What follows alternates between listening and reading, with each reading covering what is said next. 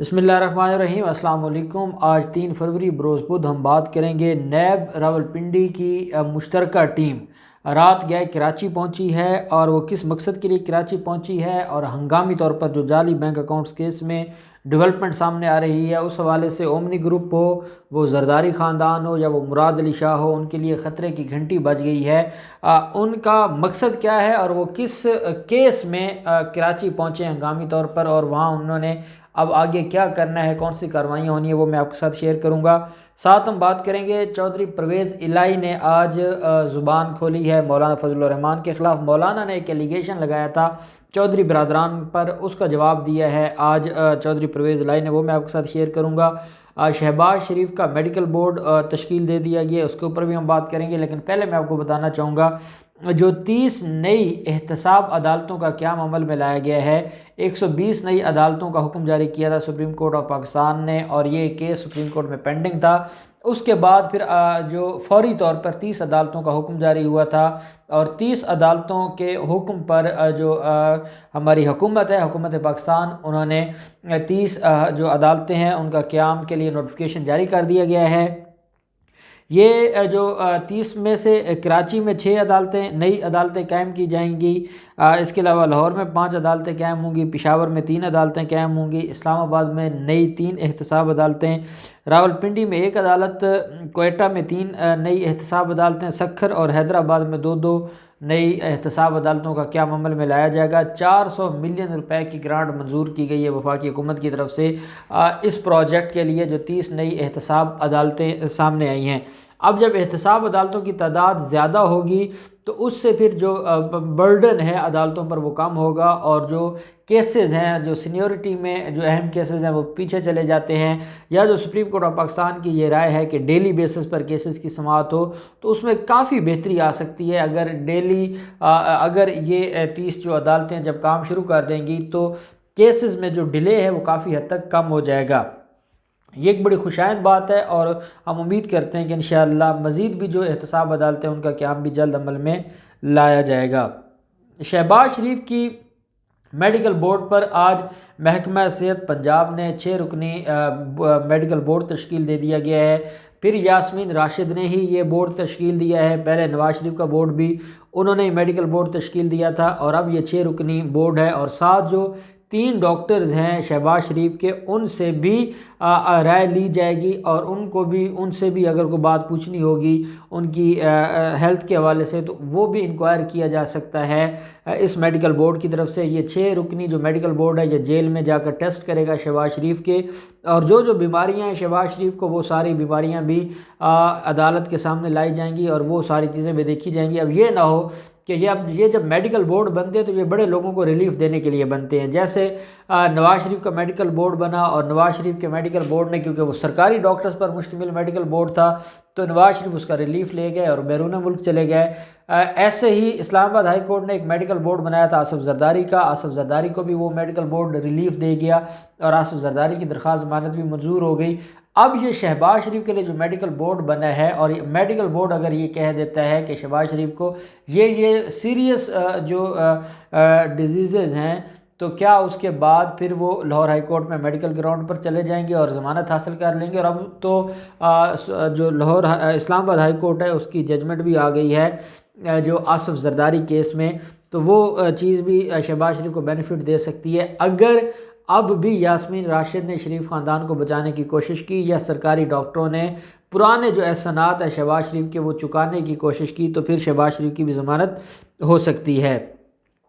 साथ हम बात कर लेते हैं चौधरी परवेज़ इलाही। कुछ दिन पहले मौलाना फजल रहमान ने ये इल्ज़ाम लगाया था चौधरी बरदरान पर कि चौधरी बरदरान ने हमसे ये वादा किया था कि इमरान खान की हुकूमत हम गिरा देंगे, हम आपके साथ हैं और हम इमरान खान को अब मज़ीद नहीं रहने देंगे। जब उन्होंने हमसे वादा किया हमने धरना दिया, हम इस्लामाबाद में सख्त सर्दी में बैठे रहे, लेकिन चौधरीयों ने अपना वादा पूरा ना किया और चौधरी हमें धोखा दे गए और चौधरीयों ने हमारे साथ फ्रॉड किया। ये एक मामला आया था मौलाना फजल रहमान की तरफ से। लेकिन चौधरी बरदरान से जब ये पूछा गया तो आज चौधरी परवेज़ इलाही ने यह कहा है कि क्योंकि हम कमज़ोर लोग हैं تو ہمیشہ غصے میں کمزوروں کو ہی گالیاں دی جاتی ہیں، تو ہم کیونکہ کمزور ہیں ہمیں یہ گالیاں دے رہے ہیں۔ مولانا فضل الرحمان غصے میں ہیں اور ان کا بس کسی اور پر چلتا نہیں ہے۔ کس نے ان کو دھوکہ دیا، کس نے ان کو بلایا، کیسے بلایا گیا، کیا ان کو امید دلائی گئی، کس کے سہارے وہ آئے تھے، کس کی امید پر آئے تھے، کس کے کہنے پر آئے تھے،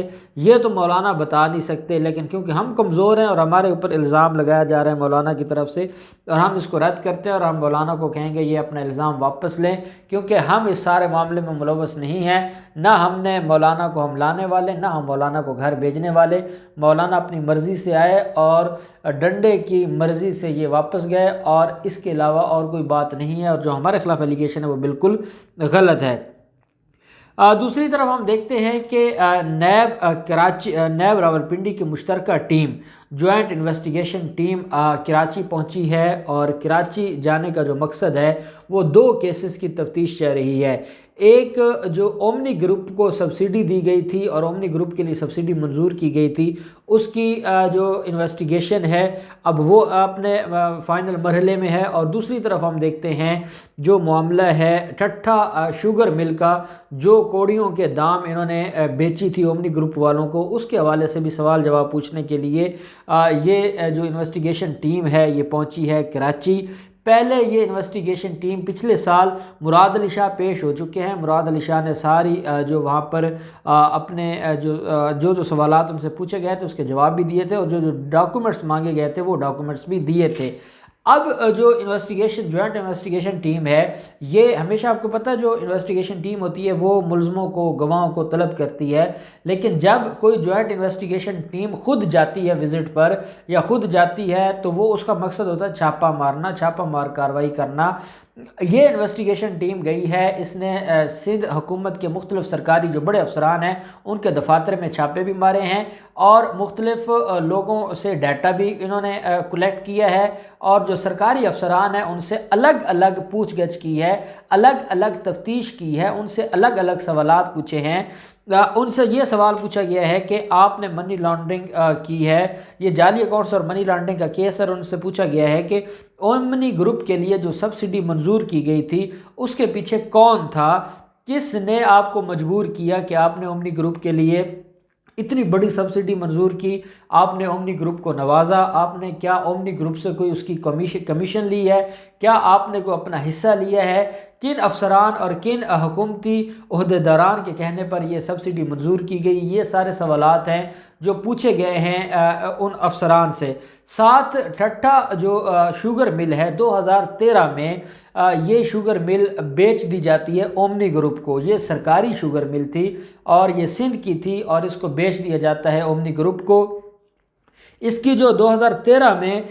جو پرائز تھی وہ 71 کروڑ تھی، اور انہوں نے کتنے میں بیچی تھی، 12 کروڑ 75 لاکھ میں انہوں نے بیچ دی تھی اومنی گروپ والوں کو۔ اور پہلے یہ پورا پری پلان ہوا تھا، پہلے یہ بات سامنے آئی تھی کہ یہ ایک بیمار پروجیکٹ ہے اور اس کے اوپر جو خرچہ ہے حکومت کا وہ بہت زیادہ ہو رہا ہے، اور سندھ حکومت کو نقصان پہنچ رہا ہے، اور اس بیمار پروجیکٹ کو نہیں چلایا جا سکتا، اس لیے ٹھٹھا شوگر مل کے لیے جو فنڈز تھے وہ رکوا دیے گئے، وہ فنڈز منظور نہ ہوئے، اور یہ ساری چیزیں پہلے یہ پری پلان ہوا، انہوں نے پہلے اس کو ناکام کیا، پھر اس کے بارے میں رپورٹس دلوائیں کہ وہ بیمار پروجیکٹ ہے، اور پھر اس کے بارے میں یہ آیا کہ اگر اس کو ہم نیلام نہیں کرتے تو یہ حکومت کے کھاتے پڑ جائے گی، یہ حکومت کو نقصان دے گی، اور پھر جو 71 کروڑ کی 2013 میں تھی شوگر مل، اس کو 12 کروڑ 75 لاکھ میں انہوں نے اومنی گروپ کو نواز دیا گیا۔ اومنی گروپ کون ہے؟ اومنی گروپ پارٹنر تھے آصف زرداری کے، ڈائریکٹ پارٹنر تھے آصف زرداری کے، اور یہ جو جتنے جعلی بینک اکاؤنٹس کیسز ہیں، یہ جتنے بھی منی لانڈرنگ کے سندھ کے کیسز ہیں، ہر کیس میں آپ کو جو اومنی گروپ والے ہیں وہ نظر آتے ہیں۔ پارک لین ریفرنس میں آپ کو اومنی گروپ والے نظر آتے ہیں، جعلی بینک اکاؤنٹس اور منی لانڈرنگ کا کیس جو آصف زرداری اور فریال تالپور کے خلاف ہے اس میں آپ کو اومنی گروپ والے نظر آتے ہیں۔ آپ کو جو ٹھٹھا واٹر سپلائی ریفرنس ہے اس میں اومنی گروپ والے نظر آتے ہیں۔ دوسری طرف آپ دیکھتے ہیں کہ جو توشہ خانہ ریفرنس ہے اس میں آپ کو اومنی گروپ والے نظر آتے ہیں۔ ہر جگہ یہ جو آج جس آصف زرداری کے خلاف جو کیس تھا 8 ارب کی جو مشکوک ٹرانزیکشن ہے اس میں آپ کو اومنی گروپ والے نظر آتے ہیں۔ تو ہر طرف اومنی گروپ اس لیے پھیلا ہوا ہے کہ اومنی گروپ کے جو عبد المجید غنی تھے یا آصف مجید غنی ہیں، انہوں نے آصف زرداری کو نوازا۔ وہ بلاول ہاؤس کے خاص لوگ تھے، بلاول ہاؤس میں وہ کمیشنز پہنچاتے تھے، بلاول ہاؤس میں وہ جو ان کی کک بیکس تھے وہ پہنچایا کرتے تھے، اور اس وجہ سے ان کو اتنا بڑا ریلیف دیا گیا کہ ہر جگہ وہی تھے، ہر طرف وہی نظر آتے تھے۔ اور یہی وجہ ہے کہ اب ان کے خلاف انکوائری جو ہے وہ آخری مراحل میں ہے، اور مراد علی شاہ کے خلاف ایک ریفرنس تو فائل ہو چکا ہے۔ یہ بڑی اہم انکوائری ہے کہ جو 9 ارب روپے کی سبسڈی منظور کروائی گئی تھی وہ، اور یہ جو ٹھٹھا شوگر مل ہے جو اس کو کوڑیوں کے دام بیچا گیا تھا، اب اس کی جو